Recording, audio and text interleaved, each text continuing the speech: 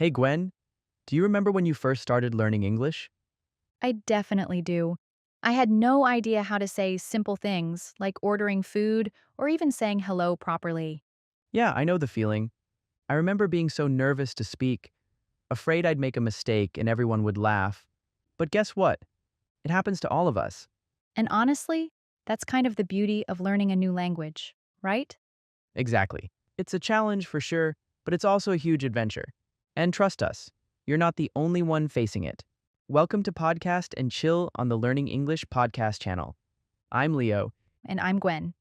Today's topic is English is not my first language. In this episode, we'll explore the struggles that non native speakers face when learning English. You might even find yourself nodding along because, spoiler alert, this is something everyone deals with. In today's episode, we've also prepared a free PDF with tips and useful vocabulary to help you on your journey. Make sure to check it out in the description box or the comment section. Now, let's get into it.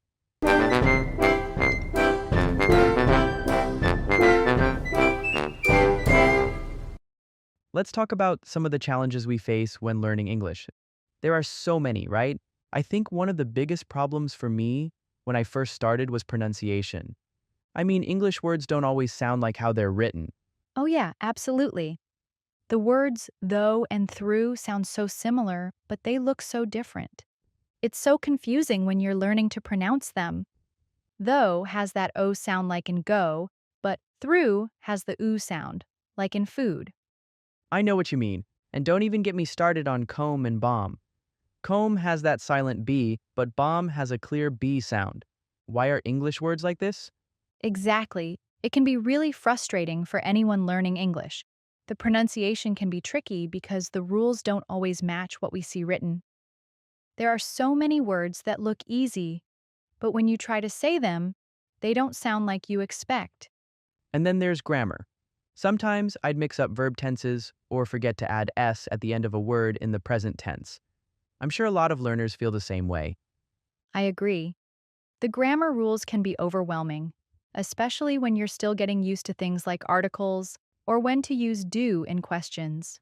It's easy to get confused, but honestly, it gets easier with practice. The more you hear it, the more you get used to the patterns. Right? And there's something else many people struggle with: the fear of making mistakes. I know I was terrified to speak at first because I thought everyone would judge me. Oh, I've been there too. It's really common, particularly when you're in a situation where you have to speak English, like in class or at work. But the truth is, everyone makes mistakes when learning something new. It's just part of the process. That's a good point. In fact, mistakes are actually a great thing. They help you learn. According to a research in Science Daily, mistakes are a normal and helpful part of learning because they give us a chance to understand and fix our mistakes, which helps us get better. Every time you make a mistake, you're one step closer to getting it right. If you're not making mistakes, it probably means you're not challenging yourself enough. Very true. So instead of feeling embarrassed, try to see your mistakes as opportunities. It's okay if you don't get everything perfect. Trust me, even native speakers make mistakes sometimes. It's just part of being human. And the more we focus on getting better and not being afraid to speak, the faster we'll improve. Just don't let fear hold you back. One more thing I've noticed is that a lot of people get super nervous about speaking English. I mean, I get it, it's tough to find the confidence to speak when you're worried about making mistakes. Oh, yeah, definitely. The point is, the more you speak, the more confident you get. At first, it might feel a little scary or difficult, but the more you practice, the easier it becomes. When you speak regularly, you start to feel more comfortable with the language. And it doesn't have to be a big conversation. Just speaking a little every day makes a huge difference. You don't need to wait for a special class or lesson. It could be with friends who also speak English, or if you don't have someone to talk to, you can use language apps. And I think a lot of people make the mistake of comparing themselves to others. But actually, everyone learns at their own pace. Some people pick up things faster, but that doesn't mean you're behind. You got it right. I think the main point here is not to focus on being perfect. Don't stress about saying everything correctly. As long as people understand you, that's a win. Let's bring out some useful phrases in today's episode for our listeners. Get used to become familiar with something over time. Example, at first, the food was strange, but after a week, I got used to it. Get better at, to improve in a skill or ability. Example, you're learning something new and getting better at it. Get the hang of, to become familiar with or learn how to do something. Example, the more you get the hang of the job, the easier it becomes. Be terrified of, to feel fear or anxiety about something. Example, I was terrified to speak at first. Don't let something hold you back. To not allow something to prevent you from moving forward. Example, don't let fear hold you back from following your passion.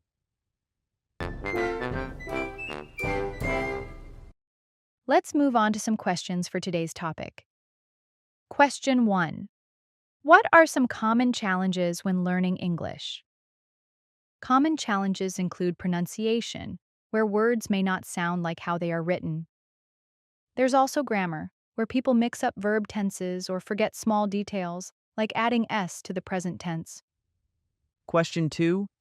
How do mistakes help in learning English? Mistakes are helpful because they give us a chance to understand and correct our errors, which helps us improve. Every mistake means we're one step closer to getting it right. So, Gwen, one thing I've noticed about learning English, or any language, is how much it opens up your world, not just in speaking, but in connecting with others too. I agree. Being multilingual is such a big advantage. It's not just about knowing more words, but about being able to communicate with so many more people, right? Yep, you can make friends, work with people from different countries, and even travel with more confidence. Imagine going to a new place and being able to speak with locals in their language. It's such a powerful feeling. Knowing multiple languages can also open up job opportunities too. You can work with international companies or even teach languages, which is pretty cool. Yeah, it's like you're giving yourself more doors to walk through. And the best part? You're also improving your thinking skills. That's right. When you learn more than one language, your brain gets stronger. You start to think more flexibly because you can switch between different ways of thinking. It's like a workout for your brain. Yes. And that kind of skill can really help in everyday life too.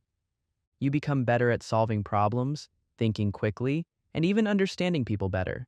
I've also discovered another well-known fact. When it comes to English, a lot of learners worry about sounding like a native speaker. But honestly, I think that's not the most important thing. Absolutely. Your accent is part of who you are. It's a personal thing that makes you unique. There's no need to sound like someone else just to speak English well. What matters most is being able to communicate clearly and naturally. That's the key, isn't it? Yes, no one's expecting you to have perfect pronunciation. What's important is that people understand you and that you can get your point across. So, embrace your accent. It's part of your identity and it's something to be proud of.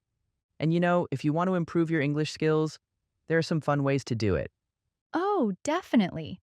One of my favorite things to do is watching movies in English. Through that, I can pick up new words, learn how to pronounce better, and get used to how people speak naturally. I love that. And if you enjoy podcasts, that's another great way to learn. You can listen to different topics, get new vocabulary, and just get used to hearing the language. Exactly. And writing can help too. Keeping a journal or writing notes in English is a great way to practice. You don't need to write long paragraphs.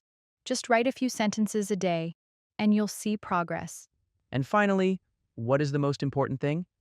Celebrate your progress no matter how small. Yes, Even if you understand just a little bit more today than yesterday, that's progress.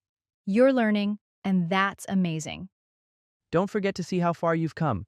Every step you take is a victory. So, keep going and don't get upset, because you are moving closer to miracles. Keep in mind that it's not about being perfect. It's about enjoying the journey and making progress. Keep practicing, keep learning, and before you know it, you'll be so much more confident in your English skills. All right, now let's bring out some useful phrases in today's episode for our listeners. Get your point across. To communicate your message clearly. Example, When you explain something to your friend, try to speak slowly so you can get your point across clearly. Open up your world to give you more opportunities or make things easier to understand. Example: learning English will open up your world and help you make friends from different countries. Powerful feeling, a strong emotional experience. Example: winning the race was a powerful feeling. I was so happy and proud of myself. Brain workout: exercising your brain by learning or thinking in different ways. Example: doing puzzles every day is a great brain workout. It helps me think better. Celebrate your progress, to recognize and feel happy about how much you've improved. Example: you should celebrate your progress in learning English, even if you just learned a few new words today. Now let's move on to some questions to help you understand today's topic. Question 3. How does learning more than one language improve your thinking skills? Learning multiple languages makes your brain stronger by helping you think more flexibly. It's like a workout for your brain because you can switch between different ways of thinking. Question 4. Why is it okay to have an accent when speaking English? Your accent is part of who you are, and it makes you unique. Dear listeners, what do you think? We'd love to hear your thoughts on these questions, so feel free to share them with us in the comments. Well, that's it for today's episode. Remember, your English doesn't have to be perfect right away. The most important thing is to start and believe in yourself. Just keep going, and you'll see how much you can achieve. Thank you so much for listening. We truly believe in you. Keep practicing, keep learning, and we'll catch you in the next podcast.